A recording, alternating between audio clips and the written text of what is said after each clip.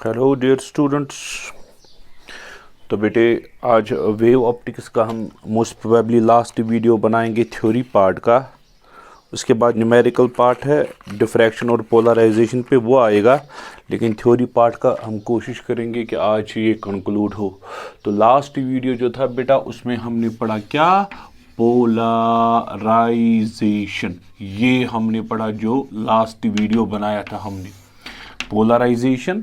थोड़ा बहुत मैं आपको रिवाइज कराऊंगा कहाँ तक हम पहुंचे थे बेटा। ये हमने पहले सबसे पहले ली अनपोलराइज्ड लाइट। कौन सी लाइट? मैंने 3D डायग्राम बनाई। अगर 2D बनाऊंगा फिर 2 ही बनाने की ज़रूरत है। इस तरह से हम 2 बनाते हैं। ये 2D डायग्राम है बेटे। हाँ, इस तरह से हम 2 वाइब्रेशंस बनाते हैं। मगर इसका मतलब ये नहीं कि इसमें सिर्फ 2 ही है।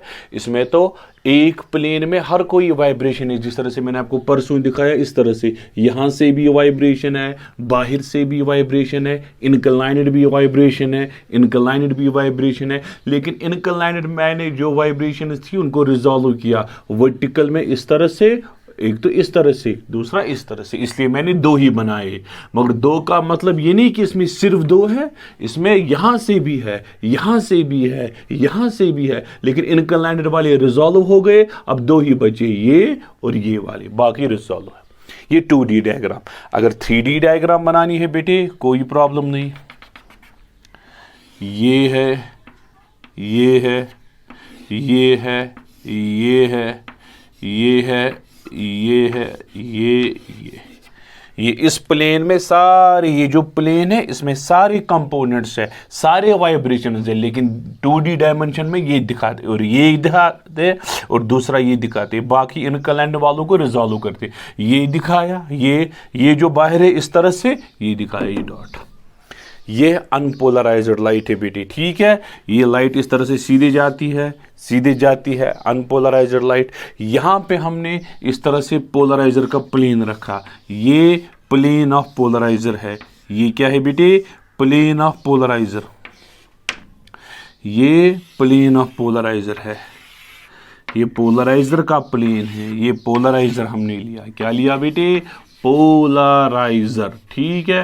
पोलराइजर, पोलराइजर का प्लेन और ये प्लेन आपस में पैरेलल है। लेकिन यहां पे वाइब्रेशंस यहां से भी है, यहां से भी है, यहां से भी है, यहां से भी है।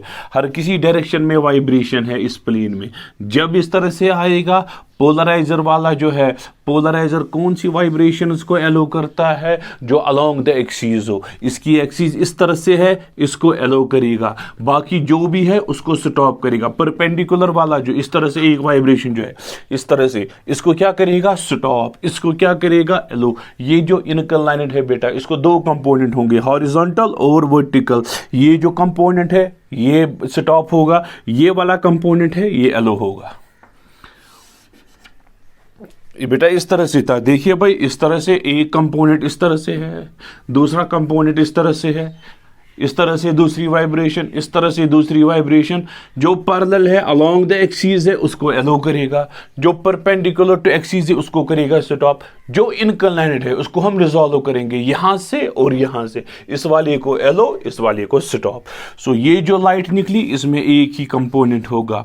इसमें अब सिर्फ और सिर्फ क्या होगी बेटा? एक ही वाइब्रेशन होगी और वो होगी अलोंग द एक्सिस, पास हुई अलोंग द एक्सिस वाली। इस लाइट को क्या बोलते हैं बेटा? Plane polarised light. Plane polarised light इसको बोलते हैं, ठीक है बेटे। बाकी जो भी जो परपेंडिकुलर वाला था वो क्या हुआ? स्टॉप। अलोंग द एक्सिस वाला क्या हुआ? एलो। इनक्लाइनेड वाले को 2 में रिजॉल्व किया, along the axis, perpendicular to axis. Perpendicular वाला स्टॉप, अलोंग द एक्सिस वाला एलो।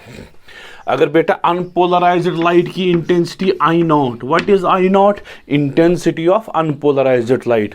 ये है IP। What is IP? Intensity of polarised light. जब ये पास हुई, परपेंडिकुलर वाले क्या हुए बेटा? स्टॉप। अलोंग द एक्सिस वाले क्या हुए? एलो। जब स्टॉप हुए इंटेंसिटी कम होगी। कितनी इंटेंसिटी होगी बेटे? I0/2। इसको बोलते हैं हाफ रूल। क्या ठीक है बेटा? मैंने आपको बोला बेटा अगर आप इसको आप रोटेट करोगे इस तरह से, इसको आप रोटेट करोगे रोटेट करोगे, इस तरह से रोटेट, क्या इस पे कोई फर्क पड़ेगा? नो बेटा, ये स्टिल I0/2 होगा। क्यों? जैसे हमने इसको इस तरह से रोटेट किया, ये करो ना रोटेट, अब ये वाला अलोंग द एक्सिस नहीं है, अब ये जो है ये वाला अलोंग द एक्सिस है, क्योंकि ये जो है बेटा मैं इस तरह से आपको दिखाऊंगा, ये इस तरह से था, हाँ, ये वाला एलो, ये वाला स्टॉप, इंक्लाइंड वाला दो कंपोनेंट्स, एक एलो एक stop.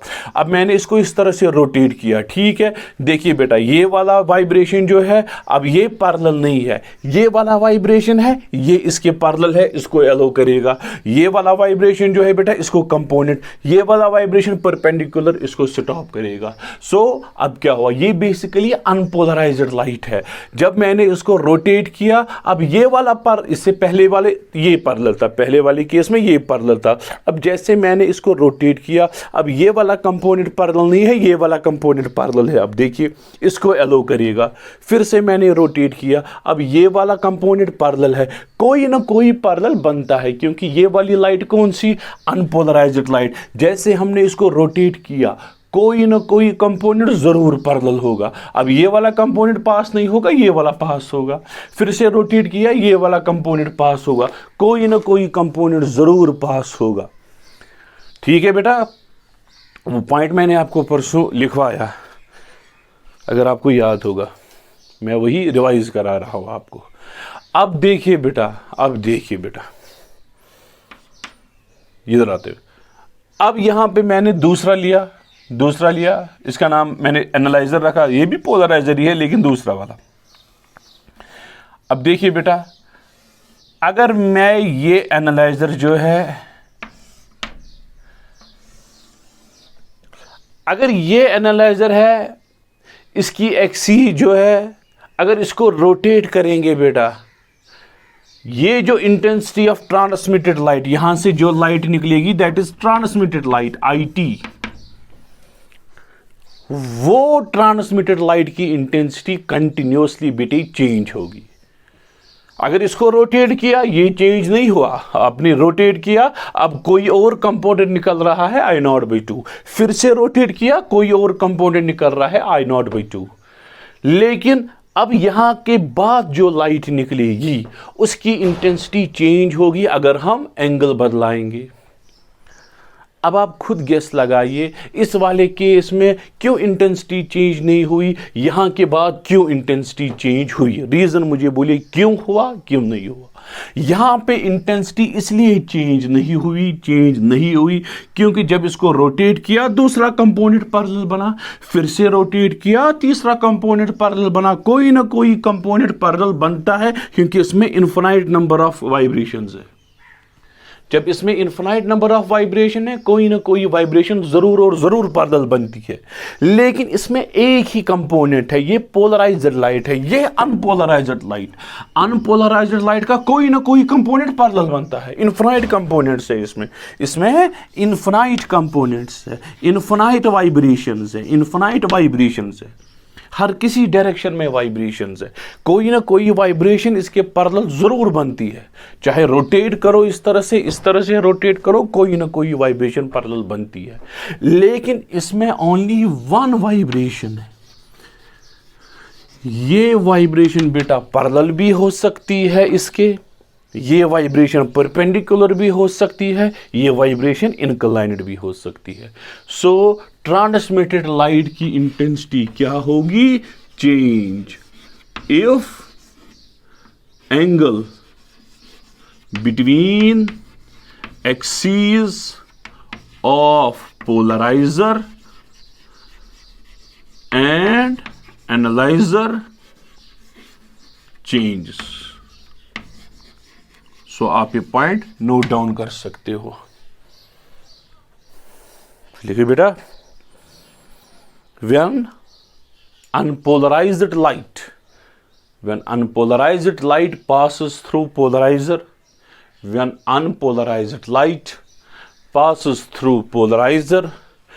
we get plane polarized light of intensity I0/2, full stop. If polarizer is rotated, if polarizer is rotated, we still get plane polarized light of intensity I naught by 2. We still get plane polarized light of intensity I naught by 2.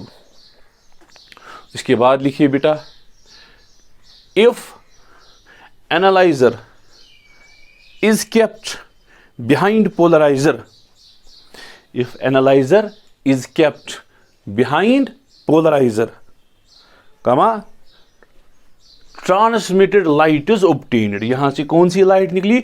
Transmitted light is obtained. Whose intensity changes? Whose intensity changes? इसकी transmitted light जो निकली, intensity change होती है. If the angle between axes of polarizer and analyzer changes. If the angle between axes of polarizer and analyzer changes. क्यों? इसके बाद क्यों यहां पे क्यों चेंज नहीं हुई? अगर आपने रोटेट किया, ये तो स्टिल I नॉट बाई 2, क्योंकि इसका कोई ना कोई वाइब्रेशन इसके पैरेलल है. अच्छा, यहां पे जब रोटेट किया, ट्रांसमिटेड लाइट की इंटेंसिटी क्यों चेंज हुई? यहां पे एक ही कंपोनेंट है, ये पैरेलल भी हो सकता है, ये इंक्लाइन भी हो सकता है, ये परपेंडिकुलर भी हो सकता है. ये एक कंपोनेंट है, ये इनफाइनाइट कंपोनेंट्स. ये आपको समझ आया? परसों मैंने दिखाया बेटा, अगर ये पैरेलल होगा, ये और ये पैरेलल होगा, दिस मीन्स ये वाइब्रेशन इसके भी पैरेलल. देखिए, ये और ये क्या है? पैरेलल. ठीक है बेटा, ये और ये पैरेलल. अगर मैं रखूं बेटा क्या? एनालाइजर. क्या क्या? शाबाश. एनालाइजर एंड पोलराइजर, इनकी एक्सीज क्या मैंने रखी? पैरेलल. पैरेलल मीन्स थीटा कितना रखा? 0. ये इसके पैरेलल. दिस मीन्स ये वाइब्रेशन इसके भी पैरेलल. ठीक, जब ये इसके पैरेलल, ये इसके पैरेलल, क्या ये इन वाइब्रेशंस को एलो करेगा? बिल्कुल एलो करेगा, क्योंकि ये अलोंग द एक्सिस वाले वाइब्रेशंस को एलो करता है. ये वाइब्रेशंस इसके एक्सिस के अलोंग, तो ये इसको एलो करेगा आराम से. ठीक है, यहां पे निकली ट्रांसमिटेड लाइट.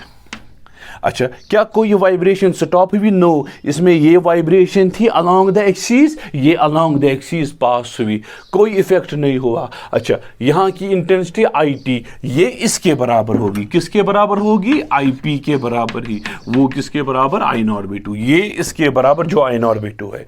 क्यों? कोई वाइब्रेशन स्टॉप नहीं हुई, जितनी थी उनको एलो किया गया. ठीक है, अगर एनालाइजर एंड पोलराइजर पैरेलल है, तो ट्रांसमिटेड लाइट IT जो है वो किसके बराबर निकली बेटे? I not. वो खुद किसके बराबर? I not by 2.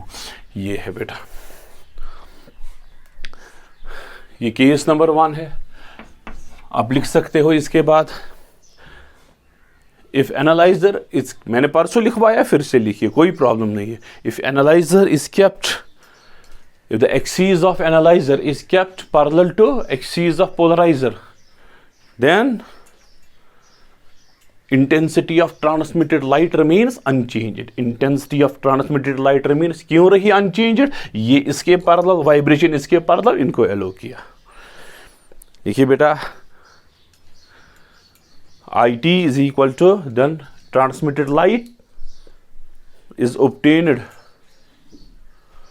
without change in intensity. फिर आप लिख सकते हो IT is equal to IP is equal to I not by 2. फिर मैंने बोला बेटा, इसके बाद दूसरा वाला केस मैंने आपको दिखाया.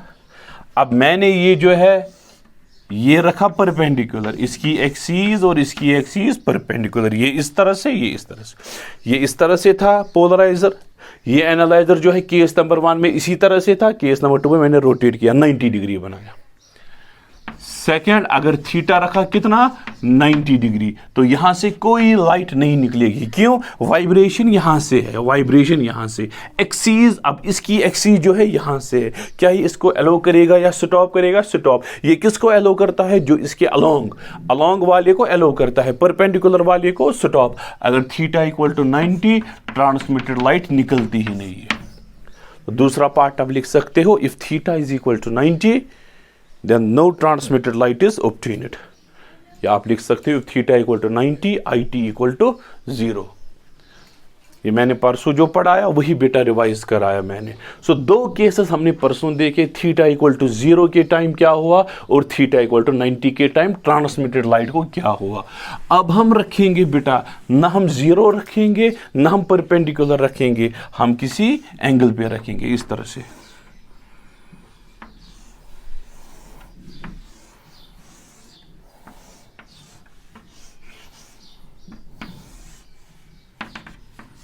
ये है बेटे, ये है बेटे, हमने इसको रोटेट किया और किसी एंगल थीटा पे रखा। मैं आपको समझाऊंगा बेटे। ये पोलराइजर है, इस तरह से पोलराइजर है, इसकी एक्सिस इस तरह से। केस नंबर 1 में एनालाइजर पैरेलल था पोलराइजर के पैरेलल, ठीक है। यहाँ पे पोलराइजर, ये पोलराइजर आप कंसिडर कीजिए, ये एनालाइजर, ठीक। ये दोनों क्या थे बेटे, पैरेलल। ये लाइट यहां से एलो हुई, यहां से एलो हुई। केस नंबर 2 में इस तरह से मैंने रोटेट किया परपेंडिकुलर। देखिए भाई, इसकी एक्सिस यहां से, इसकी एक्सिस यहां से। अब केस नंबर 3 में इस तरह से मैं इंक्लाइन करूंगा, इस तरह से। हाँ तो बेटा एक्सिस मैंने परसों बनाई थी, ये यहां पे आप समझिए बेटा, ये एक्सिस है, ठीक। केस नंबर 1 था इस तरह से, इसकी एक्सिस पैरेलल, इसकी एक्सिस पैरेलल, दोनों एक्सिस पैरेलल, ठीक। लाइट यहां से एलो हुई, उसके बाद यहां से एलो हुई। केस नंबर 2 में आपने इसको रोटेट किया, 90 डिग्री बनाया, लाइट यहां से एलो हुई, यहां पे स्टॉप हुई, ठीक। केस नंबर 3 में इस तरह से रखा हमने, एक्सिस के बीच में एंगल रखा थीटा। तो अब क्या होगा बेटा, ये जो वाइब्रेशन है इसके दो कंपोनेंट होंगे, एक अलोंग द एक्सिस, दूसरा perpendicular to axis. Along the axis वाले को एलो, परपेंडिकुलर टू एक्सिस वाले को क्या करेगा, स्टॉप। तो अब हम पढ़ेंगे उसी लॉ का नाम है मेलस लॉ। क्या है बेटा नाम, मेलस लॉ। Malus law. आप स्टेटमेंट लिखो, मैं फिर एक्सप्लेन कराऊंगा। हाँ, स्टेटमेंट लिखिए।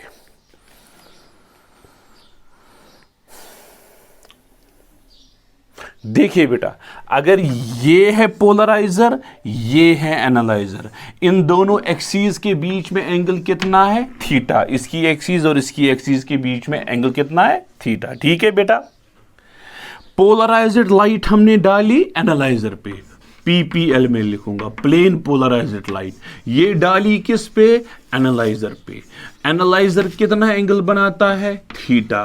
किसके साथ थीटा बनाया, पोलराइजर की एक्सिस के साथ। तो यहां से लाइट निकली, इस लाइट का नाम क्या है बेटा, ट्रांसमिटेड लाइट। क्या नाम है, ट्रांसमिटेड लाइट। तो मेलस ने बोला ट्रांसमिटेड लाइट जो है इसकी intensity it is proportional to cos square theta. ये बेटा ये रीजन है, IT is proportional to cos square theta. अगर प्रोपोर्शनलिटी हटाएंगे क्या आएगा बेटा, कांस्टेंट आएगा। सो ये प्रूव हुआ IT जो है ये IP cos square theta. IT is equal to IP। ये ट्रांसमिटेड लाइट है IT, पोलराइजर लाइट है IP। IT is equal to IP cos square theta.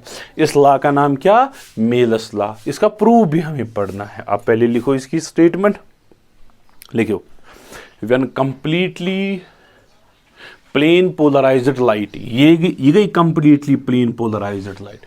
When completely plane polarised light is incident on analyzer, इसको हमने डाला किस पे डाला, analyser पे। ये एनालाइजर है, इज इंसिडेंट ऑन एनालाइजर। यहां से निकली कौन सी light, transmitted light. Then the intensity of transmitted light, then the intensity of transmitted light, intensity of transmitted light, intensity of transmitted light is directly proportional to, shabash, is directly proportional to square of cosine, is directly proportional to square of cosine, square of cosine। अच्छा, किस angle का cosine निकालना है, polariser और analyser का जो angle है, is directly proportional to square of cosine of angle between square of square of cosine of angle between, किस किस के बीच में एंगल है? Between the transmission axis of polariser and analyzer, between the transmission axis of polariser and analyzer. ठीक है, फिर आप लिखो नीचे IT is proportional to cos square theta, IT is proportional to cos square theta. Side में लिखना IT is the intensity of transmitted light, theta is the angle between axis of polariser and analyser. फिर लिखना IT is equal to IP cos square theta. What is IP? Polariser light की intensity cos square theta. Note down किया बेटे? अब देखते हैं बेटा इसको हम कैसे प्रूव करेंगे। ठीक है, देखिए भाई, आप यहां से देखो, यहां अपनी आंख रखो, इस तरह से आंख रखो आप अपनी, आप देखोगे आपको ये एक्सिस दिखेगी, ये एक्सिस दिखेगी। ठीक, ये किसकी एक्सिस है? पोलराइजर की एक्सिस है बेटी, ये पोलराइजर की एक्सिस है, ये पोलराइजर की एक्सिस है। देखिए भाई, ये इस तरह से है, ये इस तरह से रोटेट हुआ है, ये पीछे से एक्सिस दिखेगी। ये किसकी एक्सिस है? एनालाइजर की एक्सिस। ये इस तरह से पोलराइजर दिखेगा आपको, मैंने सारा नहीं बनाया, सिर्फ एक्सिस बनाई। इसके पीछे आपको एनालाइजर दिखेगा, क्योंकि पोलराइजर यहां है, एनालाइजर इसके पीछे आप यहां से देख रहे हो। ये पोलराइजर, ये एनालाइजर, एनालाइजर इस तरह से रोटेट हुआ, इस तरह से दिखेगा।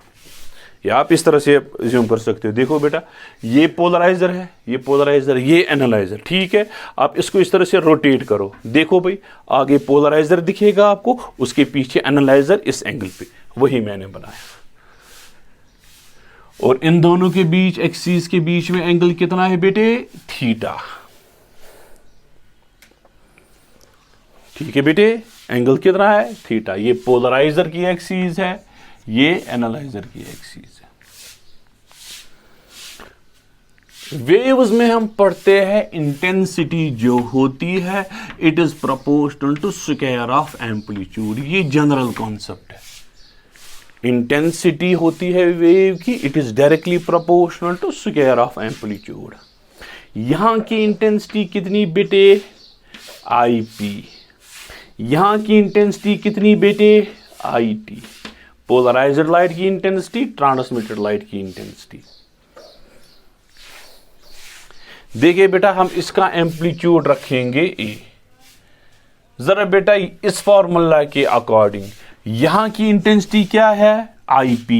यहां का एम्पलीट्यूड क्या है बेटे? A। आप लिखोगे IP जो है it is proportional to A square, या IP जो है it is equal to KA square. ये गई पोलराइजर लाइट की इंटेंसिटी। गोया यहां पे पोलराइजर लाइट जो है, पोलराइजर के बाद जो एम्पलीट्यूड है वो A है, हम इस तरह से A रखेंगे। ये पोलराइजर है, यहां से एम्पलीट्यूड A आया, यही एम्पलीट्यूड A इसमें पास हुआ, एम्पलीट्यूड A आया, यही एम्पलीट्यूड पास हुआ। अब जब यहां पहुंचता है ये, इसमें दो कंपोनेंट होंगे, एक अलोंग, दूसरा परपेंडिकुलर। ये A है बेटा, A को हम दो कंपोनेंट्स में रिजॉल्व करेंगे। यहां से क्या आएगा बेटे? A cos थीटा, यहां से क्या आएगा? A sine of theta. ठीक, ये आई, या एम्पलीट्यूड A इधर आओ, IP to proportional to A square. अब जब ये A यहां पहुंचेगा बेटा, ये नहीं निकल सकता क्योंकि इसके बीच में एंगल कितना है? थीटा। एम्पलीट्यूड A को हम दो कंपोनेंट्स में रिजॉल्व कर सकते हैं। यहां आएगा A cos थीटा, यहां से आएगा A sine of theta. A को रिजॉल्व दोनों कंपोनेंट में, इस तरह से आया A cos थीटा। जरा बेटा ये एनालाइजर किसको एलो करेगा, किसको स्टॉप करेगा? अलोंग द एक्सिस वाले को एलो करता है, परपेंडिकुलर टू एक्सिस वाले को स्टॉप करता है। ये अलोंग द एक्सिस है। अलोंग द एक्सिस कौन कंपोनेंट है बेटा? A cos theta. A cos theta component को एलो करेगा, A sin थीटा को क्या करेगा? स्टॉप। देखिए भाई, A cos थीटा को क्या करेगा? एलो। A sin थीटा को क्या करेगा बेटे? स्टॉप। क्योंकि A cos theta along the axis है। सो यहां से जो लाइट निकली, ट्रांसमिटेड लाइट आई टी, इसकी इंटेंसिटी क्या प्रोपोर्शनल टू ए स्क्वायर है? नो, क्योंकि ए नहीं निकला, इसका एम्पलीट्यूड तो ए कॉस थीटा ही है। इसकी intensity will be proportional to A cos theta whole square. I T आएगा बेटे, जब प्रोपोर्शनलिटी उठाएंगे, K A square cos square theta. जरा ये के ए स्क्वायर किसके बराबर है बेटे? आई पी ना। सो हम लिख सकते हैं आई टी जो है it is equal to I P cos square theta. ये है, इसी लॉ का नाम क्या? Malus law. मैंने आपको हैंड रिटन नोट्स भेजे है बेटा, उस पर मैंने थ्योरी में आपको क्या लिखना है वो मैंने लिखा है उस पर, ठीक है। अब नो, हाँ यहाँ पे आप ये पॉइंट्स में नोट डाउन कर सकते हो, आप लिख सकते हो। अच्छा आप लिखे वन पॉइंटर में थे लिखे, if an unpolarized light having vibration amplitude A, having vibration amplitude A, falls on polarizer, comma, we get polarized light,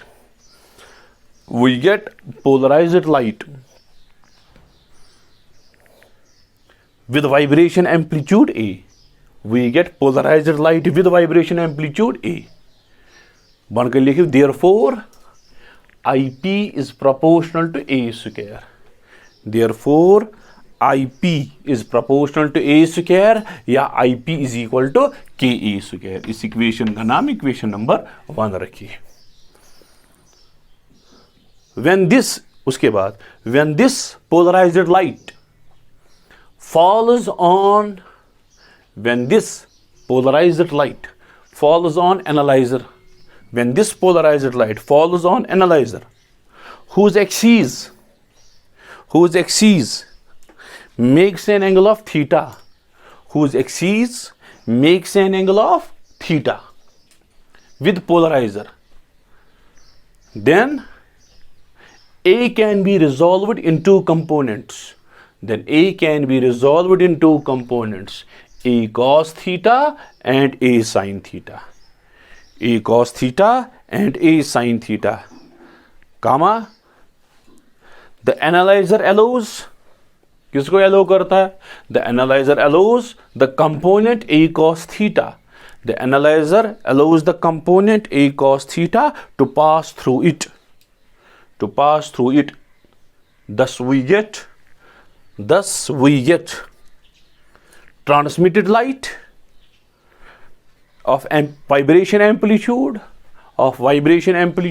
A cos theta, of vibration amplitude A cos theta। पर लिखिए बेटा इस पे, IT is proportional to A cos theta square, IT is equal to KA square cos square theta। ये है बेटे clear. अच्छा KA square किसके बराबर? IP, के स्क्वायर किसके बराबर? IP। फिर आप लिख सकते हो IT is equal to IP cos square theta. अच्छा IP खुद किसके बराबर? अगर ये I0 थी, ये IP हम लिखते थे I0/2 के बराबर भी, तो IT का बराबर IP का बराबर I0/2 cos स्क्वायर थीटा। इसी लॉ का नाम क्या? Malus law. ये आप डायग्राम बना सकते हो, ये आप दिखा सकते हो पोलराइजर एक्सिस, ये दिखा सकते हो एनालाइजर एक्सिस, ये एंगल दिखा सकते हो थीटा। ए को लिखोगे ए कॉस थीटा, ए साइन थीटा। चलो बेटा ये कंप्लीट हुआ हमारा क्या? Malus law. अब लास्ट टॉपिक है बेटी ब्रेविस्टर्स लॉ। ब्रेविस्टर्स लॉ ब्रैकेट में लिखना आप इसको, polarization by reflection, polarization by reflection, polarization by reflection. Reflection से भी हम प्लेन पोलराइज्ड लाइट बना सकते हैं, लेकिन रिफ्लेक्शन होना चाहिए बेटे, रिफ्लेक्शन होना चाहिए from refracting medium, refracting medium, क्योंकि प्लेन मिरर भी लाइट रिफ्लेक्ट करता है, वो रिफ्लेक्टिंग मीडियम है। ये ग्लास शीट होना चाहिए या वाटर शीट होना चाहिए या कोई भी रिफ्रैक्टिंग मीडियम। देखिए भाई, ये मैंने दो मीडिया बनाए, चलो बाहर एयर रखा, अंदर रखा कोई गिलास रखा, ये गिलास है बेटा या वाटर है। ये मीडियम जो है बेटा, ये मीडियम, ये रिफ्रैक्टिंग मीडियम है, इसमें लाइट रिफ्रैक्ट होती है और कुछ पार्ट ऑफ लाइट रिफ्लेक्ट भी होता है इससे। सो ऑब्जर्व किसने किया? मेलस ने, मेलस ने ऑब्जर्व किया। हालांकि लॉ किसने दिया? फिर ब्रीविस्टर ने। पोलराइजेशन बाय रिफ्लेक्शन, इसका नाम है ब्रीविस्टर्स लॉ, ब्रीविस्टर्स लॉ, ठीक है, ब्रीविस्टर्स लॉ, मेलस। लेकिन ऑब्जर्व किया मेलस ने, फिर बाद में ला दिया ब्रीविस्टर ने। मेलस ने क्या ऑब्जर्व किया? देखिए भाई, यहां से ऑर्डिनरी लाइट है, ये ऑर्डिनरी लाइट है, ये तो अनपोलराइज्ड लाइट है। मैं 2D डायग्राम बना रहा हूं क्योंकि 3D बनानी इसमें लिटिल बिट डिफिकल्ट है, फिर इसको भी शीट जो है ये इस तरह से बनाना है, लिटिल बिट डिफिकल्ट हो जाएगा। सो मैं दो कंपोनेंट्स इसमें दिखा सकता हूं। आपको पता है ये डॉट का मीनिंग क्या है? वाइब्रेशन बाहर है, क्या दो ही है? नो, इनक्लाइनेड भी है, उनको रिजॉल्व हमने किया है जो मैंने आपको परसों दिखाया। ये कौन सी लाइट है बेटे? ये अनपोलराइज्ड लाइट है। अनपोलराइज्ड लाइट हमने डाली एक रिफ्रैक्टिंग मीडियम पे। अनपोलराइजिंग लाइट, अनपोलराइज्ड लाइट ये डाली एक रिफ्रैक्टिंग सरफेस पे। हाँ, कुछ पार्ट ऑफ लाइट रिफ्लेक्ट होता है, कुछ part of the light refract होता है। ये रिफ्लेक्ट हुआ, ये रिफ्रैक्ट हुआ। इस एंगल का नाम क्या बेटे? Angle of incidence. इस एंगल का नाम क्या? Angle of reflection. Law of reflection क्या बोलता है? जितना एंगल ऑफ इंसिडेंस उतना ही एंगल ऑफ रिफ्लेक्शन। इसको भी हम आई रख सकते हैं, ये भी आई, ये भी आई। इसको रखेंगे नाम बेटे एंगल ऑफ रिफ्रैक्शन। ये वो रिफ्लेक्शन, ये वो रिफ्रैक्शन। तो मेलस ने ऑब्जर्व क्या किया? मेलस ने ऑब्जर्व किया ये जो है बेटा, ये वाली लाइट, रिफ्लेक्टेड लाइट, ये पार्शियली पोलराइज है, ये पूरी पोलराइज नहीं हुई है, कुछ परसेंट इसका पोलराइज है, पार्शियली पोलराइज्ड है। लेट अस से इट इज 30% पोलराइज्ड, बाकी 70% पार्ट जो है वो अनपोलराइज्ड है, ठीक। लेकिन इसकी जो परसेंटेज ऑफ पोलराइजेशन है, 30% पोलराइज था, लेकिन ये परसेंटेज चेंज होता है अगर हम एंगल ऑफ इंसिडेंस क्या करेंगे? Change. So if angle of incidence is changed,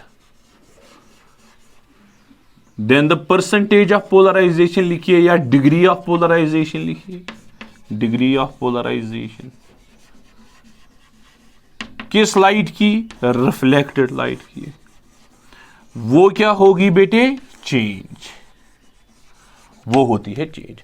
मैंने एंगल ऑफ इंसिडेंस चेंज किया, अब ये 40% लाइट पोलराइज है। फिर से एंगल ऑफ इंसिडेंस चेंज किया 60%, फिर से angle of incidence change 80%। So percentage of polarisation of reflected light, ये क्या होती है बेटा? चेंज। और पर्टिकुलर एंगल ऑफ इंसिडेंस पे, पर्टिकुलर एंगल ऑफ इंसिडेंस का पर्टिकुलर वैल्यू होता है बेटा। कौन सा वैल्यू? Particular value. उस टाइम जो रिफ्लेक्टेड लाइट है, कौन सी light? Reflected light, it becomes 100% polarised.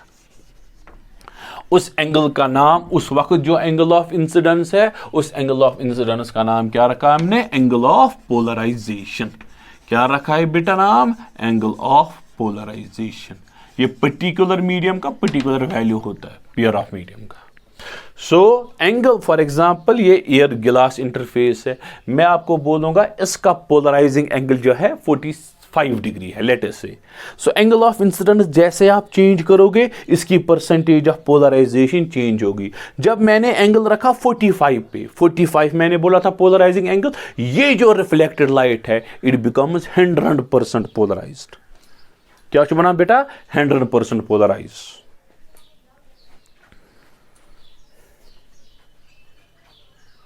it becomes 100% polarized.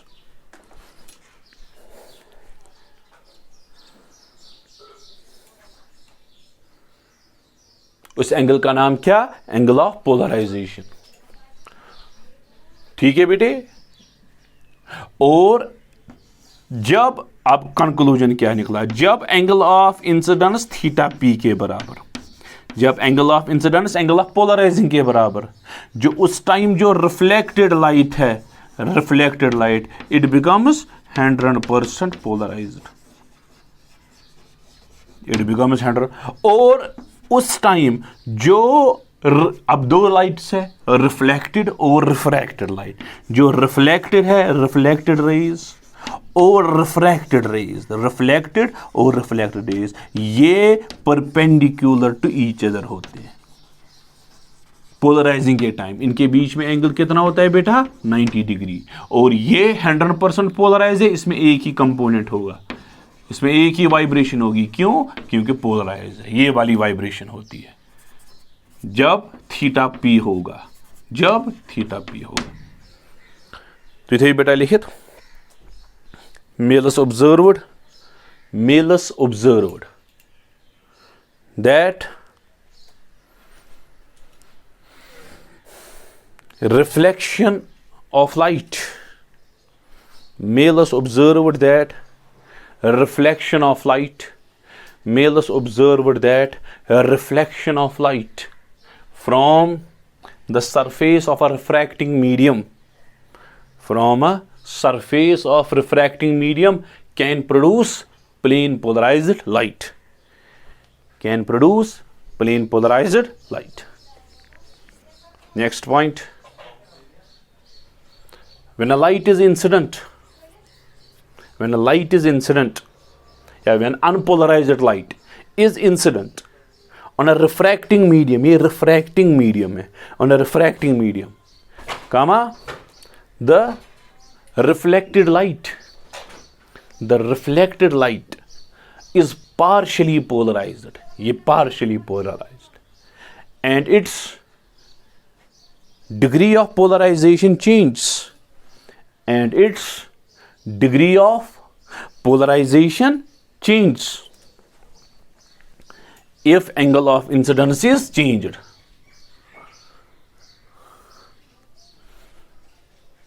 If angle of incidence is changed for a particular value of angle of incidence, for a particular value of angle of incidence, for a particular value of angle of incidence called angle of polarization, called angle of polarization, comma, the reflected beam, reflected light, the reflected light is completely polarized. The reflected light is completely polarized, and reflected and refracted light, and reflected and refracted light are mutually perpendicular to each other, are mutually perpendicular to each other. Polarizing के time ये होता है बेटा। ठीक है। फिर ब्रिविस्टल law की statement हम इसके बाद पढ़ेंगे, पहले उसका प्रूफ देखेंगे बेटा। आप देखिए, अगर ये एंगल थीटा पी, ये एंगल भी थीटा पी, क्योंकि angle of incidence equal to angle of reflection, ये एंगल ऑफ इंसिडेंस है, ये एंगल ऑफ रिफ्लेक्शन है, इंसिडेंट और रिफ्लेक्शन बराबर होता है। ठीक, पोलराइजेशन। ये एंगल ऑफ रिफ्रैक्शन, और इसके बीच में एंगल कितना बेटे? 90 डिग्री। ठीक, आप देखिए भाई, लीनियर पेयर एक्शन के हिसाब से ये एंगल थीटा पी प्लस ये एंगल 90 प्लस ये एंगल आर किसके बराबर होता है बेटे? 180। Theta P plus 90 plus R 180, linear pair है, इस पे जितने भी एंगल है 180 डिग्री। जरा बेटा, थीटा पी प्लस आर किसके बराबर आएगा? 90, क्योंकि ट्रांसफर हो जाएगा। आर किसके बराबर आया बेटे? 90 माइनस थीटा पी, ये क्या निकला बेटा? आर। नोट डाउन करो, ये एंगल ऑफ रिफ्रैक्शन है, एंगल ऑफ रिफ्रैक्शन। अगर इसका रिफ्रैक्टिव इंडेक्स म्यू है, म्यू आपको पता है स्नेल्स लॉ के हिसाब से mu is equal to sine I divided by sine R. Mu किसके बराबर आएगा, sine I. What is I, angle of incidence. Angle of incidence किसके बराबर बेटे, थीटा पी। ठीक है, नीचे क्या आएगा बेटा, साइन ऑफ आर। आर के बदले क्या लिखोगे, 90 minus theta P. Sine of 90 minus theta कितना होता है बेटा, कॉस। म्यू आपको आएगा sine of theta P divided by cos of theta P. Mu किसके बराबर आया बेटे, tan ऑफ थीटा पी के बराबर। ये आपका आंसर है। नोट डाउन कीजिए ये point, mu is equal to sine I by sine R. इसी लॉ का नाम क्या, ब्रिजस्टर लॉ। ये उसका प्रूफ है, मैंने पहले प्रूफ दिखाया उसके बाद स्टेटमेंट लिखवाऊंगा। ठीक है, ये प्रूफ ऑफ ब्रिजस्टर लॉ का। ठीक है बेटे, लिखा आपने। तो ब्रिजस्टर लॉ का अगर आपको स्टेटमेंट लिखना है आप लिख सकते हो बेटे।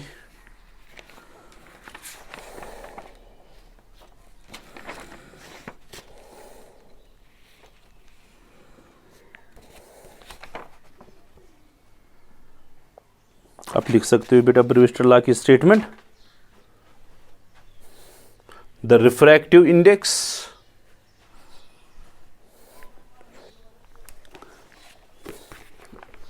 पहले आप प्रूफ लिखिए भी।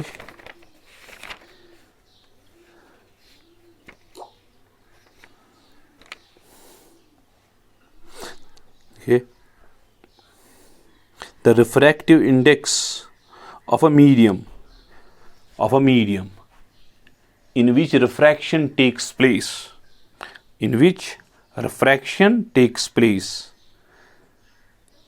is equal to the refractive index of medium in which refraction takes place is equal to tangent of angle of polarization, is equal to tangent of angle of polarization. This is called Brewster's law. ठीक है बेटा, mu is equal to tan of theta P. और theta P के time क्या होता है, reflected और refracted beam perpendicular, reflected beam completely polarize, ये और ये परपेंडिकुलर। म्यू होता है tan ऑफ थीटा पी के बराबर। ठीक है, सो इसी के साथ ये जो वेव ऑप्टिक्स है बेटा, ये हमारा वेव ऑप्टिक जो है ये सारा कंप्लीट हुआ बोर्ड एग्जाम के लिए। अब सिर्फ न्यूमेरिकल मुझे दिखाने हैं दो टॉपिक पे। एक टॉपिक है डिफ्रैक्शन जो इससे पहले हमने पढ़ा, और दूसरा टॉपिक है पोलराइजेशन। इस पे मैं आपको डीपीपीज दिखाऊंगा। तो ये सारा, लेकिन थ्योरी जो है बोर्ड एग्जाम के लिए डेरिवेशन इट्स ओवर। हाँ, चैप्टर इज ओवर। अब बचा है न्यूमेरिकल डीबीपी शीट, तो नेक्स्ट दो वीडियोज है वो उसी पे आएंगे। So that is sufficient for today.